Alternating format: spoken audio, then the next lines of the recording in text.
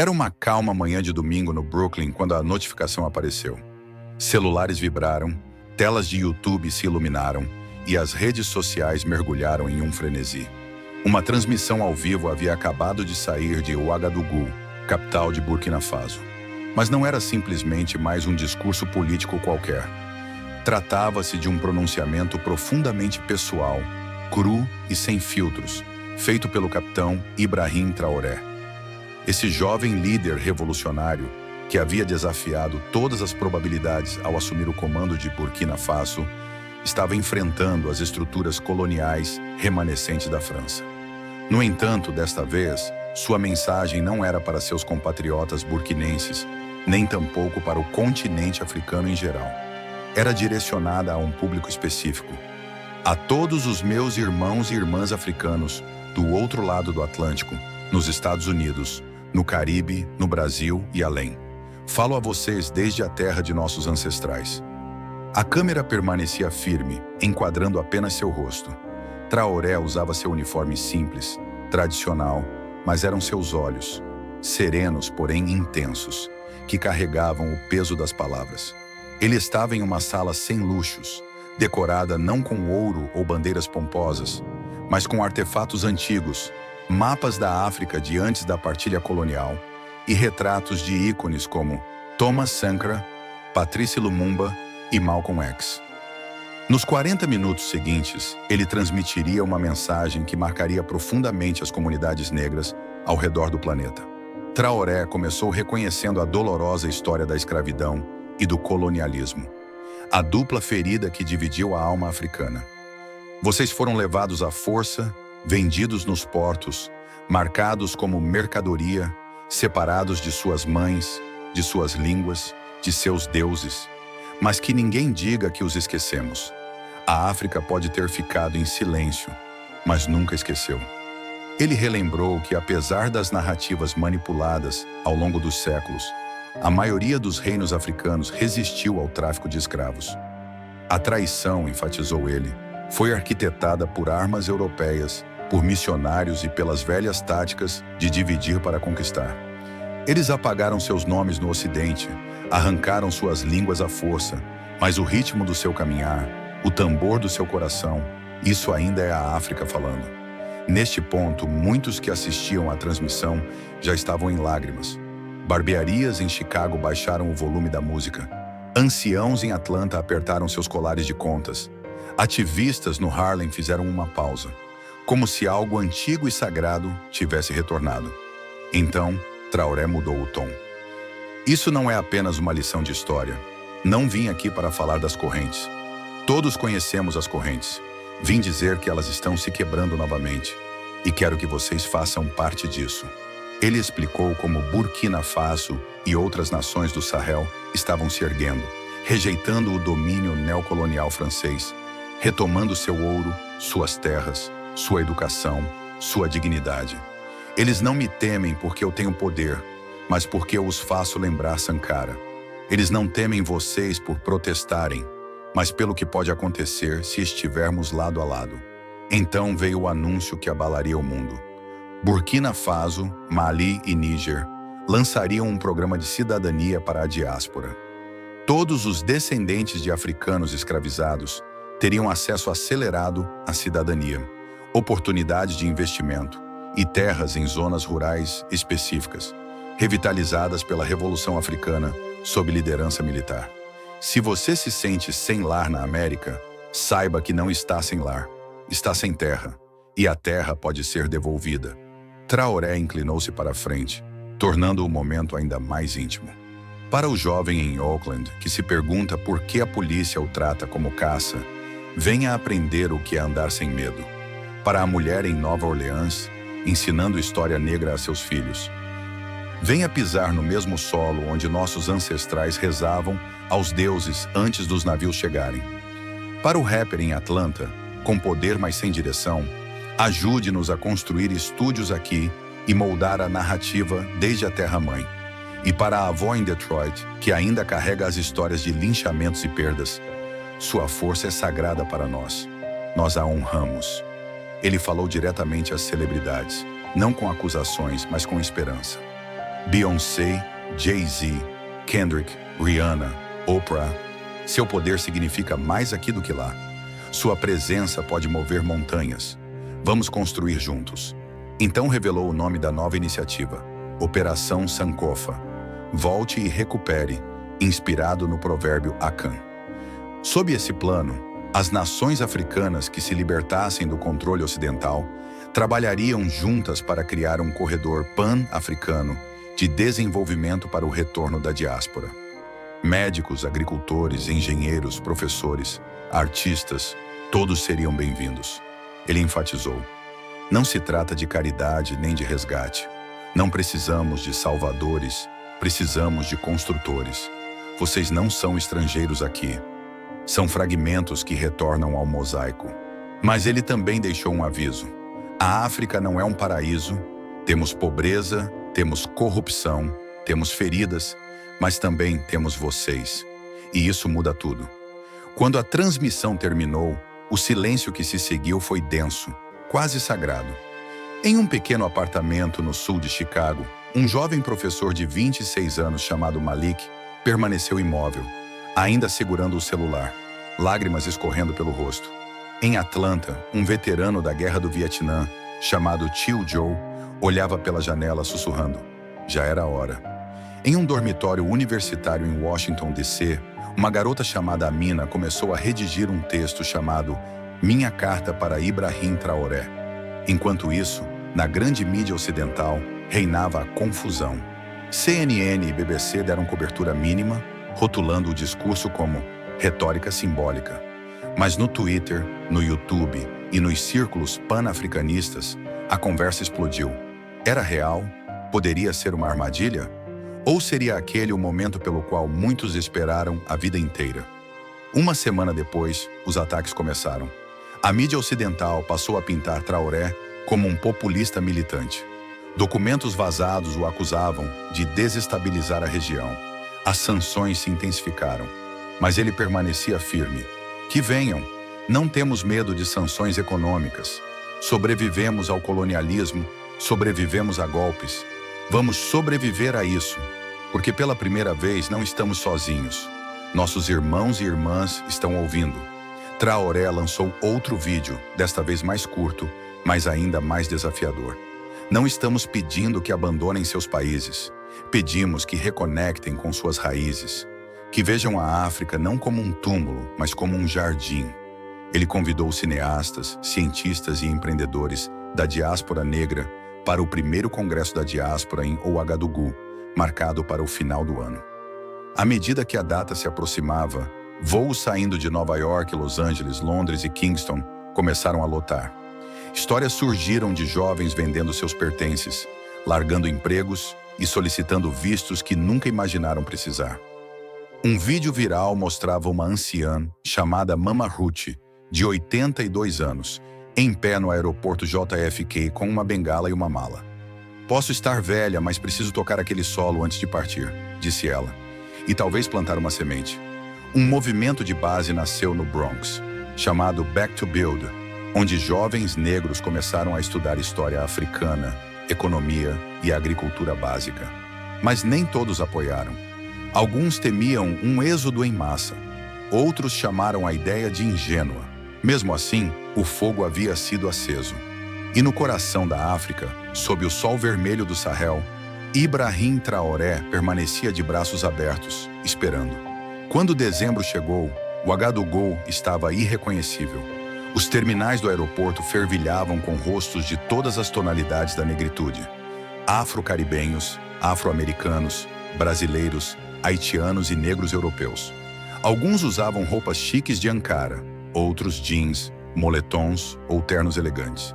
Mas todos carregavam algo além da bagagem. Um senso de propósito, curiosidade e saudade. O Congresso da Diáspora foi inaugurado com uma simples batida de tambor. Sem fogos de artifício, sem celebridades no palco, apenas anciãos derramando libações na terra, sussurrando aos ancestrais em Bambara, Wolof, Yorubá e crioulo haitiano. Ibrahim Traoré entrou na arena sem seguranças. A multidão se levantou. Não houve aplausos. Apenas um silêncio cheio de significado. O silêncio voltou a pairar, mas desta vez não era apenas reverente. Era carregado de tensão, como o ar antes de uma tempestade. Nas ruas escuras de Ouagadougou, os murmúrios ecoavam entre vielas e praças, enquanto os cidadãos perplexos tentavam entender o que estava acontecendo. As notícias se espalharam rapidamente. Houve uma tentativa de golpe, mas falhou. Ainda assim, os olhos do mundo estavam agora fixos sobre Burkina Faso. A rede de comunicação interafricana criada pelos jovens da diáspora foi fundamental. Antes que as agências ocidentais pudessem manipular a narrativa, os líderes locais já estavam transmitindo vídeos, depoimentos e imagens diretamente para as redes sociais e rádios comunitárias, mostrando a verdade nua e crua. Homens e mulheres comuns, de todas as idades e origens, defendendo um sonho que finalmente começava a tomar forma. Na manhã seguinte, Traoré caminhava pelo centro da cidade Wami. As pessoas paravam para saudá-lo, não como um chefe de estado intocável, mas como um líder entre iguais. Crianças corriam à sua volta, algumas usando camisetas com o símbolo da Guarda Sankhankara. Mães seguravam suas mãos em agradecimento, e trabalhadores das vilas ecológicas mostravam com orgulho as primeiras colheitas. Mas por trás desse cenário vibrante, Traoré sabia que as ameaças estavam longe de terminar. Ele reuniu sua equipe mais próxima. A Ensa, o capitão ganês, Asha Walker, a advogada de Detroit, Jamal, o desenvolvedor de Baltimore, e Koj Bantu, o artista jamaicano. Precisamos blindar este projeto, disse Traoré com voz firme. Não apenas com armas, mas com ideias, cultura e, acima de tudo, unidade. Foi então que nasceu o projeto Sankofa Digital, uma plataforma educacional e cultural que reuniria saberes africanos, tradicionais, ciência moderna, tecnologia e artes, acessível a qualquer jovem da diáspora ou do continente, mesmo nas áreas mais remotas. A plataforma permitiria que uma criança em um vilarejo, em Burkina Faso, aprendesse sobre algoritmos com um professor em Lagos, ou que um jovem em Atlanta estudasse filosofia africana antiga com um mestre do Benin. Tudo protegido por redes criptografadas para evitar vigilância ou sabotagem estrangeira. O projeto foi apresentado ao mundo durante uma transmissão simbólica.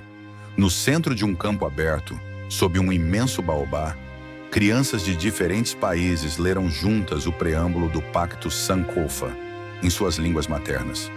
Enquanto isso, os desafios internos aumentavam. Os militares rebeldes que haviam escapado começaram a se reagrupar nas sombras.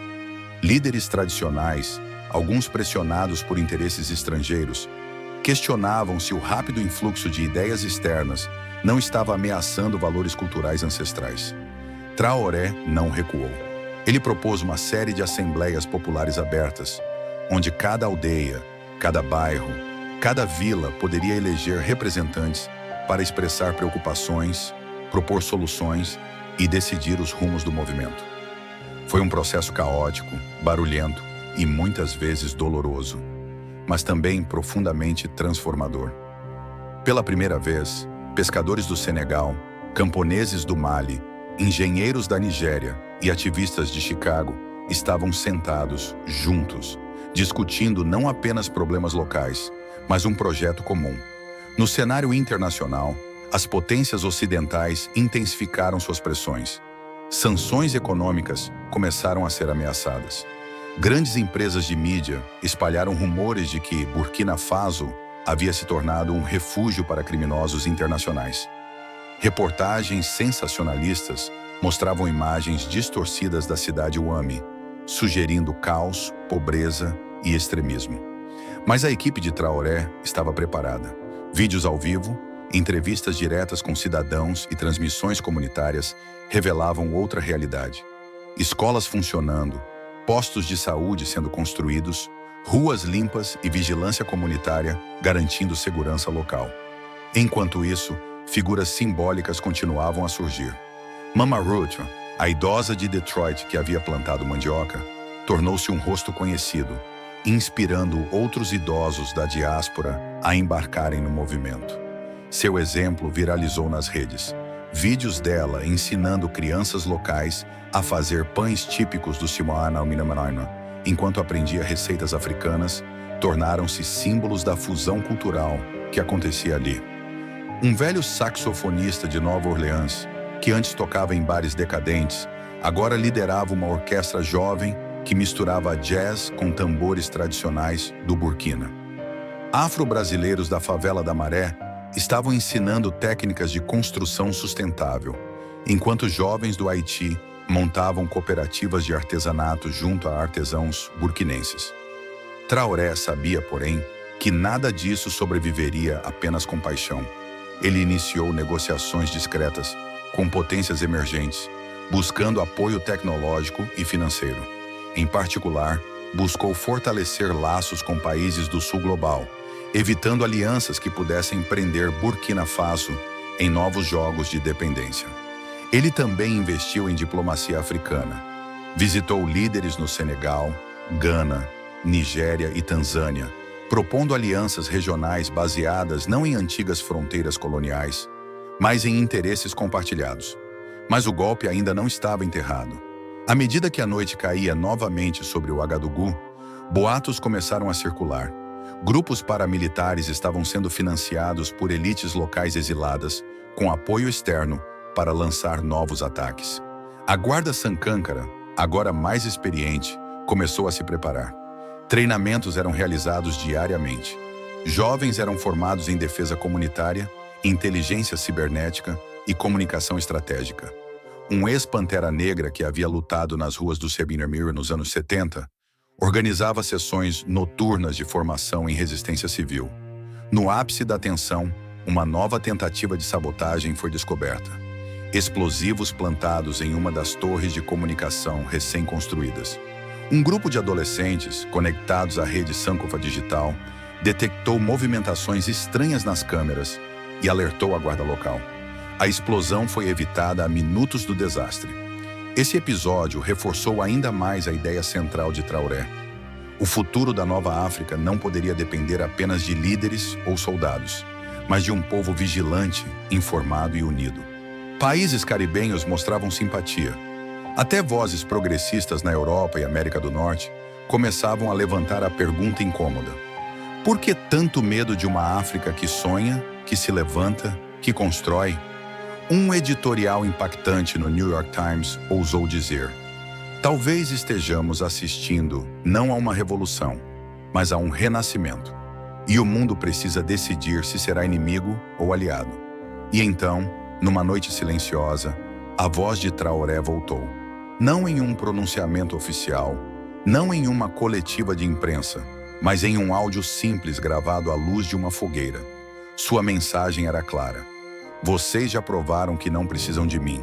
Continuem, plantem, ensinem, amem, protejam uns aos outros. Se o Ocidente teme a África, é porque pela primeira vez a África ousou sonhar em voz alta. Essa gravação foi compartilhada milhões de vezes em questão de horas. Nas semanas seguintes, enquanto as tensões internacionais aumentavam, um novo símbolo emergiu: uma máscara esculpida em madeira local, representando não um rosto específico, mas o rosto coletivo do povo. Esse símbolo começou a aparecer nos muros, nas redes sociais, nas bandeiras improvisadas que tremulavam nas aldeias. Era um lembrete silencioso. Essa não era mais uma história sobre Traoré ou sobre qualquer líder único. Era uma história sobre todos, sobre a menina que escrevia manifestos revolucionários aos 10 anos, sobre a avó que viajou de Atlanta para plantar mandioca, sobre os jovens músicos que uniam o som de Lagos ao batuque de Salvador, sobre os agricultores que desafiavam a seca. A África, depois de séculos de exploração, de dor, de roubo, agora levantava a cabeça e dizia: estamos aqui, estamos juntos, e não vamos mais esperar por permissão. E assim, mesmo quando os tanques avançavam nas fronteiras, mesmo quando os drones uniam nos céus, mesmo quando os diplomatas teciam estratégias em salões distantes, um fato permanecia: não se pode matar uma ideia que já germinou no coração do povo. A primavera africana havia chegado, e não havia volta.